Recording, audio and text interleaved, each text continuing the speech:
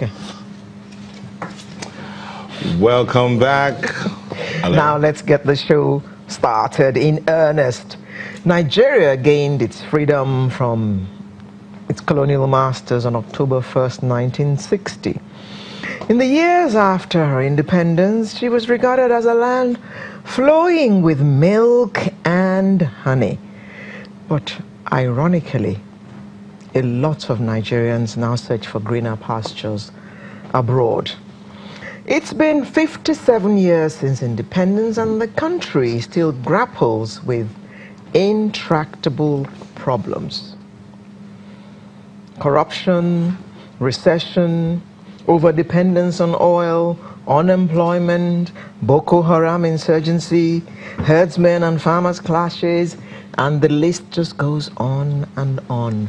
These issues have remained stuck on the country like a bee to its honeycomb, with corruption at the root of many of the nation's problems.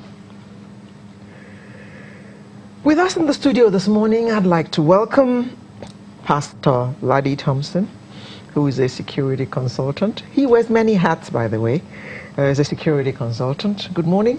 The pleasure is mine. And next to him is retired Captain Umar Aliyu, who's a security expert. He cannot change his hat. On my right is Mrs. Juliet Benitier of the Institute for National Transformation. And from Abuja, we have Anyekan Nia-Etuk. Anyekan, good morning.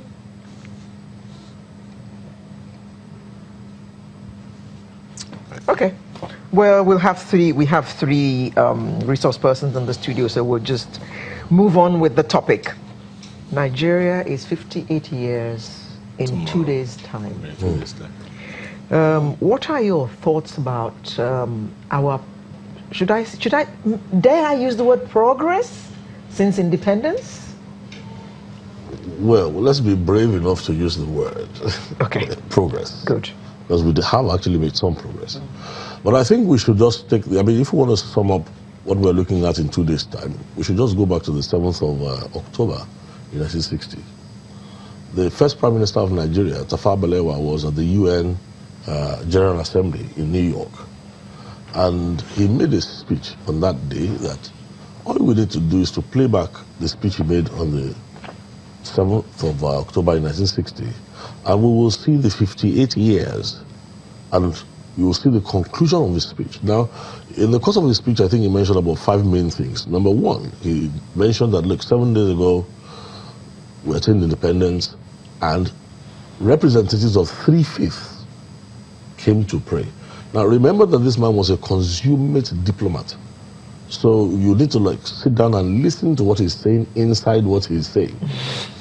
And he said that no matter how much we're jubilating as having attained independence and all that, and it's going to be very important for all the faiths to be faithful to their basic doctrines.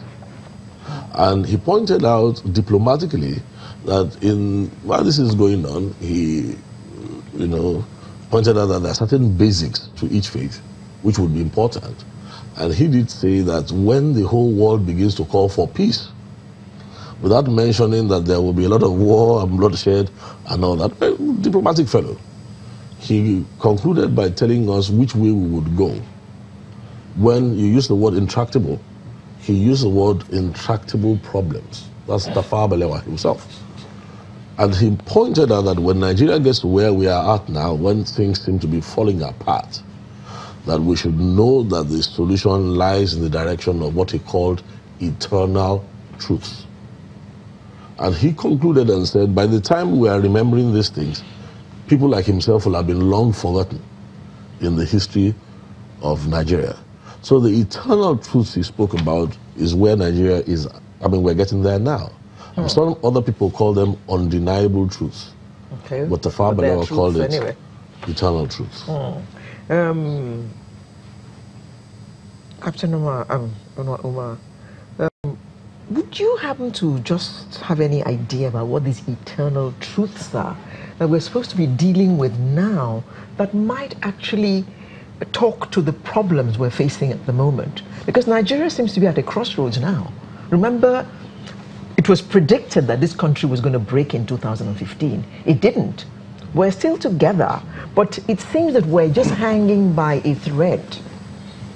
Yes, my understanding of eternal truth is, first we must accept, and I'm not talking to our leaders, I'm talking to the citizens. We must accept that every people deserve their government.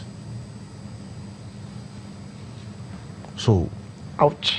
Nigeria, yes. That hurt. Yes. Well, it does hurt, but it's good. It's a good place to start.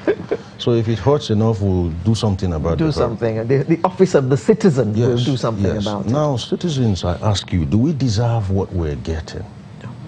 And if we don't, what are we doing about it? There again lies encapsulated the eternal truth Pastor has just mentioned, which more often than not we want to shy away from. But then it's eternal, so you can't shy away from it. There are a lot of things we must come to accept about ourselves. You can't change it, so accept it.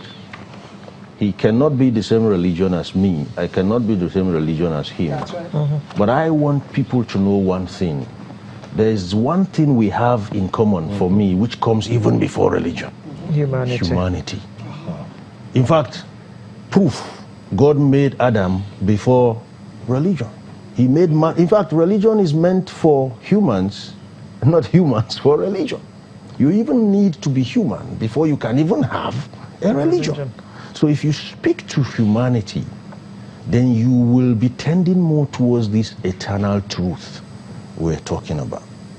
And it applies to all the ethnicity and what, and the rest. It's about humanity. That's just it. Mrs. Benite, your take. You know, Nigeria is, for me, an unraveling nation. I used to be so aggravated, hypertensive about Nigeria, but I'm not anymore. Because whatever is happening, it's happening as a result to certain systems and ignoring the truths. One fundamental factor of leadership is recognition. Your ability to recognize the environment, because the environment counts for absolutely 50% of whatever you produce. So the environment you create determines the product you produce. So an environment like ours have been conditioned. We have conditions because we have ignored principles and truth that build nations. We are not the first nation to be multi-religious. Just hang on there. We'll go on a quick break and we'll come back and pick it up from that point. Please don't go away.